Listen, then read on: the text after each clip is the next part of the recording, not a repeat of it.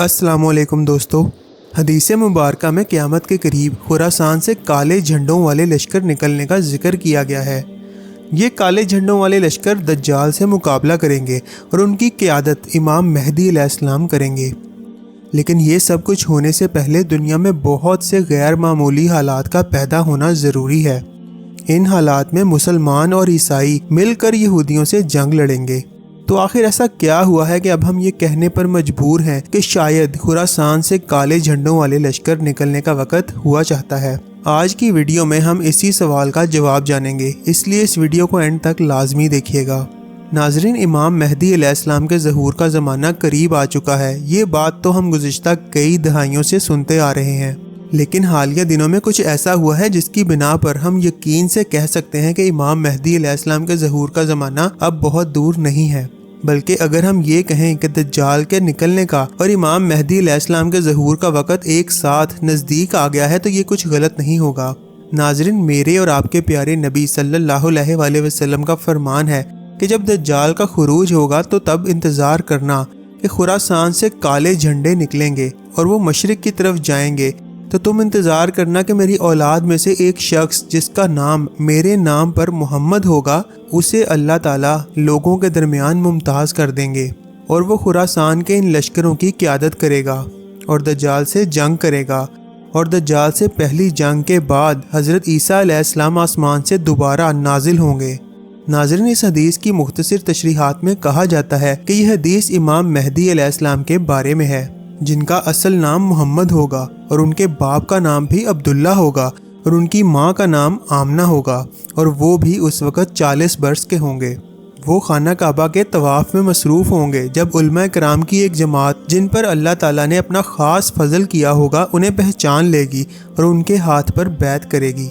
यूँ हज़रत मेहदी अलैहिस्सलाम का ज़हूर होगा और उससे चंद दिन कबल खुरासान से काले झंडे निकलेंगे जो दज्जाल का मुकाबला करने के लिए होंगे। इस हदीस से दो बातों की वजाहत होती है कि इमाम मेहदी अलैहिस्सलाम का ज़हूर दज्जाल के खरूज के बाद होगा, यानी दज्जाल के ज़ाहिर होने से कुछ अरसा बाद, जब दज्जाल पूरी दुनिया पर कब्ज़ा जमा चुका होगा सिवाय मदीना और मक्का के, और वो अपनी फ़ौजें लेकर शाम के दारुल हुकूमत दमिश्क में पड़ाव करेगा। उस वक़्त इमाम मेहदी अलैहिस्सलाम इन खुरासानी लश्करों को, जिनके झंडों का रंग काला होगा, उनकी क़यादत करेंगे। जंग की सुबह फजर के बाद हज़रत ईसा अलैहिस्सलाम दमिश्क की जामिया मस्जिद के मशरकी मीनार पर आसमान से फरिश्तों के कंधों पर टेक लगाए हुए नाजिल होंगे। नाज़रीन, सबसे पहले हम ये जानते हैं कि खुरासान किस इलाके का नाम है। मौजूदा खुरासान मुल्क ईरान का एक सूबा है और खुरासान का एक इलाका अफ़गानिस्तान में भी शामिल है, यानी पुराने ज़माने का वो खुरासान जिसके बारे में नबी अकरम सल्लल्लाहु अलैहि वसल्लम ने पेशन गोई फरमाई है, वो दरअसल एक ही इलाका था। लेकिन मौजूदा जोग्राफियाई हदबंदियों के बाद वो इलाका दो हिस्सों में तकसीम होकर दो मुल्कों में तकसीम कर दिया गया, जिसमें ईरानी खुरासान और अफ़गानी खुरासान शामिल हैं। नाज़रीन, अब हम उस मामले की तरफ चलते हैं जो इस तरफ इशारा कर रहा है कि अनकरीब खुरासान से काले झंडों का एक लश्कर दज्जाल का मुकाबला करने के लिए निकलेगा। हम जानते हैं कि नबी अकरम सल्लल्लाहु अलैहि वसल्लम की अहादीस मुबारका के मुताबिक, जिनमें उन्होंने क़यामत की निशानियां बयान फरमाई हैं, उनमें कहा गया है कि दज्जाल के खरूज से पहले मुसलमानों और ईसाइयों ने मिलकर यहूदियों से जंग करनी है और उसके बाद मुसलमान और ईसाई आपस में जंग करेंगे और इस दौरान दज्जाल का खरूज होगा। तो नाज़रीन, वो आखिर कौन सी जंग है जो इस मामले को उस हद तक ले जाएगी जिसमें यहूदी एक तरफ और मुसलमान और ईसाई दूसरी तरफ होंगे?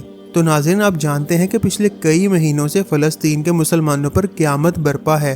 पूरी दुनिया में इस जुल्म के ख़िलाफ़ मुज़ाहरे हो रहे हैं। यहाँ तक कि वो लोग जो शुरुआत में इस जंग के हामी थे, वो भी अब इस जंग के ख़िलाफ़ आवाज़ उठा रहे हैं। अमेरिका की यूनिवर्सिटियों में स्टूडेंट्स कई दिनों से हड़ताल पर हैं। लेकिन सिर्फ फ़लस्तीन के मुसलमानों पर होने वाले जुल्म ही नहीं, और भी बहुत से मामलात हैं जिसकी वजह से क्रिश्चियंस को ये बात समझ आने लगी है कि असल में उनका मुल्क यहूदी ही चला रहे हैं। पिछले दिनों ये रेड हाइफर वाले मामले ने इसको मजीद तकवीत दी, क्योंकि रेड हाइफर को ज़िबा करने का मकसद यहूदियों के मसीहा को बुलाना था। और नाज़रीन, यही वो बात है जो कि यहूदियों और ईसाइयों को एक दूसरे का सबसे बड़ा दुश्मन बना देती है। और अगर देखा जाए तो ईसाइयों और यहूदियों के दरमियान इख्तलाफ मुसलमानों और यहूदियों के दरमियान इख्तलाफ से भी ज़्यादा है। इसकी वजह यह है कि यहूदियों ने ही तो असल मसीहा यानी हज़रत ईसा अलैहिस्सलाम को कत्ल किया था और वो आज भी उनकी शान में गुस्ताखी करने से बाज नहीं आते। اور وہ آج بھی ان کے قتل کا دفاع کرتے ہیں کہ ان کا قتل بالکل صحیح کیا گیا۔ ریڈ ہائفر اور ان کے مسیحا کے آنے کے معاملے کی وجہ سے کرسچنز کو یہ بات دوبارہ ریئلائز ہونا شروع ہو چکی ہے کہ یہودی ان کے سگے بالکل نہیں ہیں، بلکہ وہ تو حضرت عیسیٰ کے شدید مخالف ہیں، اور دن بدن یہ بات آگ کی طرح کرسچنز کمیونٹی میں پھیلتی جا رہی ہے۔ ناظرین، یہ سب باتیں اس جانب اشارہ کرتی ہیں کہ بے شک امت مسلمہ غفلت اور بے حسی کی نیند سو رہی ہے، لیکن اللہ تعالیٰ اپنی چالیں چل رہا ہے اور ان قریب کفار کو منہ کی کھانی پڑے گی۔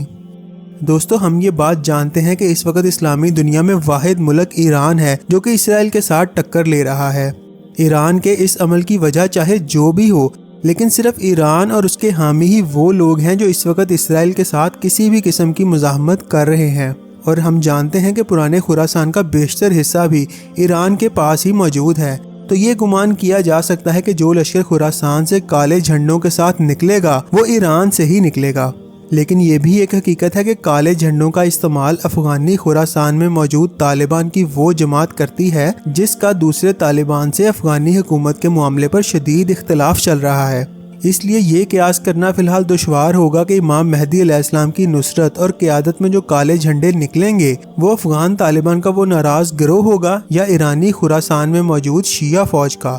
ہم نے افغان طالبان کے ناراض گروہ کا لفظ اس لیے استعمال کیا کہ حکومت میں موجود طالبان اس جنگ میں شرکت سے واضح انکار پہلے ہی کر چکے ہیں، اور یہ ناراض گروہ شروع سے ہی ایسی کسی بھی حکومت کا حصہ بننے یا ایسی کسی بھی حکومت کو گلے ڈالنے کے لیے آمادہ نہیں تھا جو ان کے پیروں میں عالمی مصلحت کی بیڑیاں باندھ کر انہیں دنیا میں کھلے عام جہاد سے روکے۔